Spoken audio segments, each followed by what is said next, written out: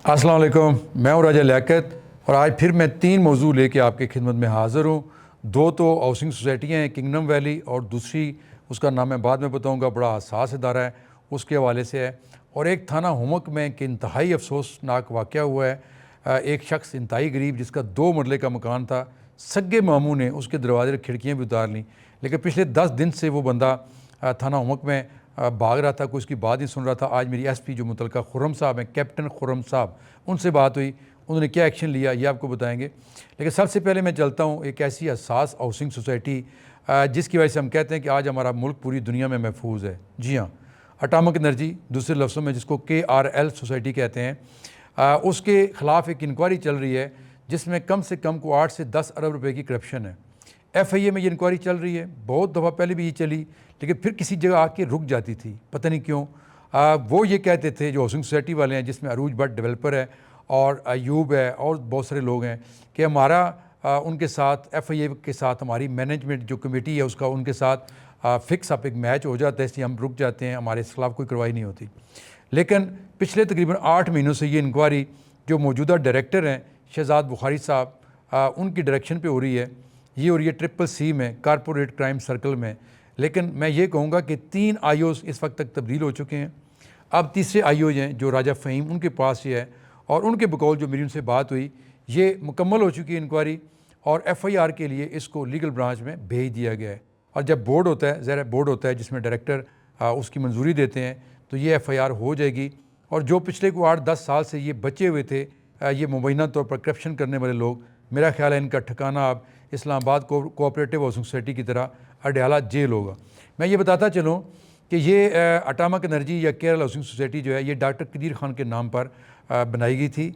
और डॉक्टर कदीर ख़ान वो जिन्होंने पाकिस्तान को नाकाबिल तस्खीर बनाया, लेकिन उसके अपने मुलाजमीन जो KRL के मुलाजमीन हैं, वो पिछले 20 से 30 सालों के दौरान हर फोरम पे गए, लेकिन किसी ने उनकी बात नहीं सुनी। जो भी वहाँ पे KMC में बैठते थे, वो 20 ग्रेड का या 21 ग्रेड का ऑफिसर होता था KRL का, और वो अपना प्लाट जो कहीं दाएं बाएं होता था उसको उठा के फ्रंट पे ले आता था और अपना 2-2.5 करोड़ का माल बनाया और साइड पे हो गया।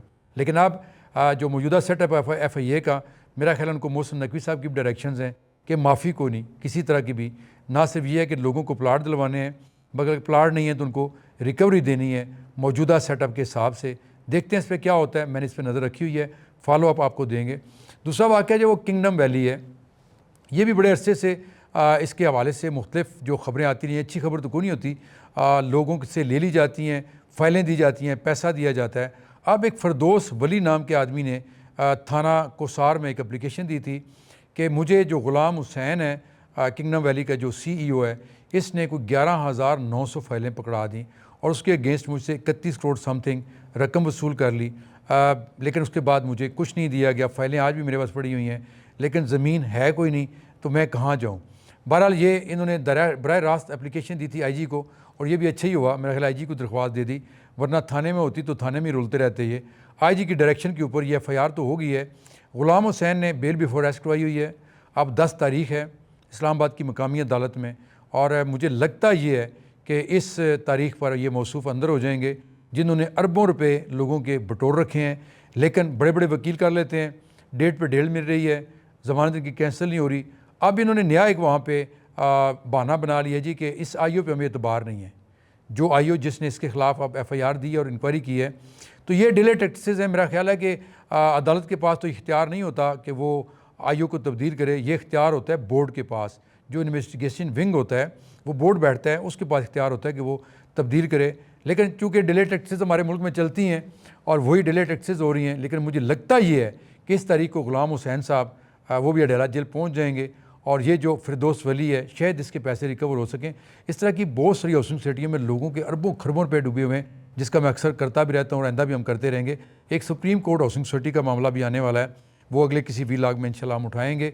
उसके जो ऑनर्स हैं उनमें से एक जो है इसरार, उसकी ज़मानत भी कैंसिल हो चुकी है हाई कोर्ट से या सुप्रीम कोर्ट से, लेकिन वो रेस्ट नहीं हुआ। वो क्यों नहीं हुआ, इस पर भी बात करेंगे। अब आखिर में मैं आता हूँ, जो मैंने आपको कहा था कि इंतहाई गरीब आदमी जिसके पास सिर्फ 2 मरले का घर है। आप अंदाज़ा करें, 2 मरले का घर। असल में 2 कनाल ये ज़मीन थी। जब इनके वालिद फौत हुए, ताहिर नाम है इस बंदे का, और ये इलेक्ट्रीशियन है बेचारा, और 2 कनाल जो ज़मीन थी, 1 कनाल बहनों के हिस्से में चली गई और एक कनाल जो थी वो भाइयों के हिस्से में आई, लेकिन इसने अपने छोटे भाइयों को दे दी और सिर्फ अपना जो 2 मरले इसने रखा, वहाँ पे 2 कमरे बने हुए थे जिसमें इसका सामान पड़ा हुआ था। लेकिन जो दूसरे भाई थे उन्होंने ये जगह अपने सगे मामू को बेच दी और मामू जान वहाँ भी राज़ी ना हुए। वो जो 2 मरले का मकान था इस गरीब आदमी का, उसके इसने दरवाजे और खिड़कियाँ भी ज़बरदस्ती उखाड़ ली, जिसकी वीडियो भी हम कोशिश करेंगे इस वीडियो के साथ आपको दिखा सकें। और ये ईद से कोई 4 दिन पहले इसने थाना उमक में एप्लीकेशन दी। वहाँ पे इरफान SHO थे, उन्होंने दावे तो बड़े कीजिए कि हम उठा के ले आएंगे, उन पर पर्चा दे देंगे, लेकिन ऐसा हुआ कुछ नहीं। और विज़िट भी किया जो मुतलका आईओ था, और उसने ये भी कहा जी कि बिल्कुल ये सच पर हैं, लेकिन फिर कहा जी जाके फ़र्द ले आए, फ़र्द भी ले आए पटवारी से, लेकिन अभी तक कुछ नहीं हो रहा था। तो आज उस बंदे ने मुझसे पता नहीं किस तरीके से रब्ता किया, मेरा नंबर लिया, तो मैंने जब पता किया तो SHO इरफान तब्दील हो चुका था। वहाँ पे जो नया SHO है हबीबुल्ला, उसको कश्मीर की लड़ाई लड़ने के लिए कश्मीर भेज दिया गया। अभी तो आपको पता है कश्मीर में गई हुई पुलिस बहुत सारी, लेकिन जो कायम मकाम वहाँ पे SHO है सफदर, उससे मेरी बात हुई तो उसने कहा जी अगले 1-2 दिन के अंदर हम FIR भी दे देंगे और उन बंदों को अरेस्ट भी कर लेंगे और इस बंदे को इंसाफ भी मिलेगा। लेकिन मुझे चूँकि वो क्या कहते हैं ना कि वो दूध का जला जो है वो लस्सी को भी फूंक फूंक के पीता है, तो मैंने फिर जो मुतलका SP हैं कैप्टन खुर्रम कुराल के, मैंने उनको फ़ोन किया और उनको मैंने वो वीडियो भी भेजी, एप्लीकेशन भी भेजी, साथ बताया कि इन्होंने फ्रंट डेस्क के ऊपर उसकी जो इंदराज होता है वो भी नहीं किया एप्लीकेशन के ऊपर। यानी वो एप्लीकेशन अगर उठा के फेंक दें और ये कह देंगे हमें दी नहीं है, तो वो क्या करेगा मुद्दई बेचारा, उसको तो उसके पास तो कोई सबूत नहीं है। जबकि IG का हुक्म यह है कि कोई भी एप्लीकेशन आती है उसको आपने फ्रंट डेस्क के ऊपर कंप्यूटर के अंदर इंदराज करके रसीद देनी है दरख्वास्त गुजार को, लेकिन थानों में ये ऐसा हो नहीं रहा। इस पर मुतलका SP को और जो IG इस्लामाबाद हैं नासिर रिजवी साहब, उनको बड़ा सख्त नोटिस लेना चाहिए कि दरख्वास्त गुजार जो है उसकी एप्लीकेशन को हर हाल में फ्रंट डेस्क पे लें। बल अब देखते हैं SP खुर्रम इस पर क्या करते हैं, हम इसको ज़रूर चेक करेंगे कि इस पर कोई कार्रवाई होती है नहीं होती है। हमें अपनी दुआओं में याद रखिएगा। अल्लाह हाफिज़।